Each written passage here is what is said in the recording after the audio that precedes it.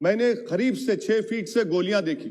मुझे बोलने दीजिए सर, हो सकता है कि कल दिन ना देखूं मैं, इंशाल्लाह औरंगाबाद की जमीन मुझे दफनाया जाए। कि आखिर ये कौन लोग हैं जो गोली पर भरोसा करते हैं, बैलेट पर नहीं करते? आखिर ये कौन लोग हैं जो इतना रेडिकलाइज हो चुके हैं कि इनको इस संविधान पर एतमाद नहीं रहा, उनको अंबेडकर के बनाए हुए संविधान के खिलाफ हैं, जो इतनी नफरत पैदा करते हैं? आखिर ये कौन लोग हैं? मैं इसको सियासी गुफ्तगू नहीं करूंगा, ये सबके लिए छोड़ रहा हूं। इसीलिए मैंने सरकार से 2015 में कहा था कि इंटरनल सिक्योरिटी डिपार्टमेंट एमएचए में, उसमें तमाम मजाहिब के लोगों का एक काउंटर सेल बनाइए आप। और सर, ये रेडिकलाइज हो चुके हैं तो भारत की इससे राइट विंग कम्युनिज्म और टेररिज्म बढ़ेगा। मैं आपसे अपील कर रहा हूं कि जो गलती एनडीए 1 में की थी, आप वही करने जा रहे हैं। आपको नुकसान होगा, आपकी सरकार को नुकसान होगा, देश को तो, देश की सालिमियत को खतरा तो पैदा हो रहा है। सर, मैं आपके जरिए से सरकार को यह भी बताना चाहूंगा कि जिन लोगों ने ये रेडिकलाइजेशन किया है, आप इस पर गौर करिए, इन पर यूएपीए क्यों नहीं लगाते आप? अगर कोई स्पीच देता है, अगर कोई फेसबुक पर किसी क्रिकेट मैच पर किसी टीम की तायीद करता है तो यूएपीए लगता है। एक सिटिंग एमपी के ऊपर यूएपीए नहीं लगेगा सर। मैं सरकार पर छोड़ता हूं। सर, चौथी बात यह है कि रेडिकलाइजेशन की जब बात होती है, हमने यहां पर एक कांग्रेस के बड़े नेता से सुना कि 2 भारत हैं दौलत के एतबार से। नहीं सर, भारत की दौलत मोहब्बत है। भारत की दौलत पैसों की दौलत नहीं है, भारत की दौलत मोहब्बत है। हाँ, 2 भारत हैं, एक मोहब्बत पर जो पिछले कई बरसों से आबाद है, और एक नफरत पर भारत बन रहा है। तो क्या आप दौलत की भारत की मिसाल देंगे या मोहब्बत की भारत की मिसाल देंगे? अगर मोहब्बत की भारत की मिसाल देंगे तो उसमें आपको मेरी जबान को रोकने के लिए गोली चलाने की जरूरत नहीं है। इस 2 भारत को समझने की जरूरत है। सर, खत्म सर, मुझे खत्म सर सुनिए सर, मैंने करीब से 6 फीट से गोलियां देखी। मुझे बोलने दीजिए सर, हो सकता है कि कल दिन ना देखूं मैं। अगर मैं यहां पर नहीं बोलूंगा तो कहां बोलूंगा सर? आप मुझे प्लीज बोलने दीजिए।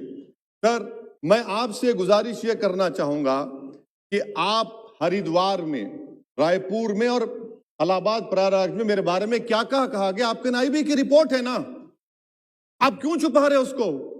देखिए, मैं मौत से नहीं डरने वाला हूं, हम सबको जाना है इस दुनिया से। बल्कि मैंने कह दिया कि मैं इस वतन में पैदा हुआ, मेरी मां की कोख से तो जमीन पर लिटाया गया। जब मेरी आंख बंद हो जाएगी तो इंशाल्लाह औरंगाबाद की जमीन मुझे दफनाया जाएगा। मगर मैं आपसे अपील करना चाह रहा हूं सरकार से सर, कि जो कुछ बातें की गई हैं उसको देखिए। मैं जेड कैटेगरी सिक्योरिटी नहीं चाहिए मुझे, मैं हरगिज नहीं चाहिए मुझे। मैं 94 से पॉलिटिक्स में हूं। मैं आजाद जिंदगी गुजारना चाहता हूं। मैं घुटन के साथ जिंदा नहीं रह सकता इस दुनिया में। मुझे जिंदा रहना है तो अपनी आवाज उठाना है, मुझे अब जिंदा रहना है तो सरकार किसी के उनके खिलाफ बोलना है, और अगर गोली लगती है तो मुझे कबूल है, मगर मैं घुटन की जिंदगी नहीं गुजार सकता सर। मेरा मानना यह है कि संविधान में अगर देश के गरीबों को, मजलूमों को, अल्पसंख्यक समाज को सिक्योरिटी मिलेगा तो मुझे मिलेगी सर। आपकी चिंता हमें है ना सर, मैं इसलिए सिक्योरिटी दे रहे हैं सर आपको नहीं सर। देश के गरीब बचेंगे तो मैं बचूंगा। ओवैसी की जान इखलाक पीलू से बढ़कर नहीं है सर। ओवैसी की जान उस वक्त बचेगी जब गरीब की जान बचेगी।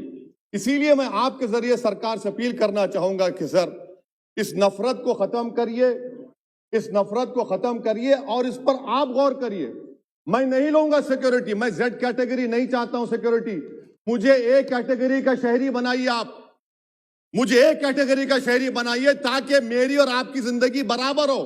जब देश के प्रधानमंत्री पर सिक्योरिटी ब्रीच हुआ, अपोजिशन की तरफ से मैंने कहा था कि गलत हुआ। सब सेकुलर पार्टी के लोगों ने कहा कि ओवैसी तुम क्यों बोले? मैंने कहा नहीं, देश का प्रधानमंत्री मेरा है, सिक्योरिटी ब्रीच हुई तो एक्शन लेना चाहिए। मगर 4 मर्तबा के एमपी पर कोई 6 फीट के फासले से 4 गोली चलाता है। मुझे मौत है, हम सबकी मौत है, मगर मैं इन गोली चलाने वालों से डर कर खामोश नहीं बैठने वाला हूं। और मैं दुआ करता हूं कि उत्तर प्रदेश में पुरअमन पोलिंग होगी इंशाअल्लाह। उत्तर प्रदेश की जनता गोली चलाने वालों का जवाब बैलेट से देगी, नफरत का जवाब मोहब्बत से देगी। और कमजोरों को दबाने का जवाब हिस्सेदारी से देगी। मेरी आपसे गुजारिश है सर कि मुझे जेड कैटेगरी नहीं चाहिए, मैं रिजेक्ट करता हूं, आप इंसाफ करिए सर, उस पर यूएपीए लगाइए। और इनके दिमाग कौन है?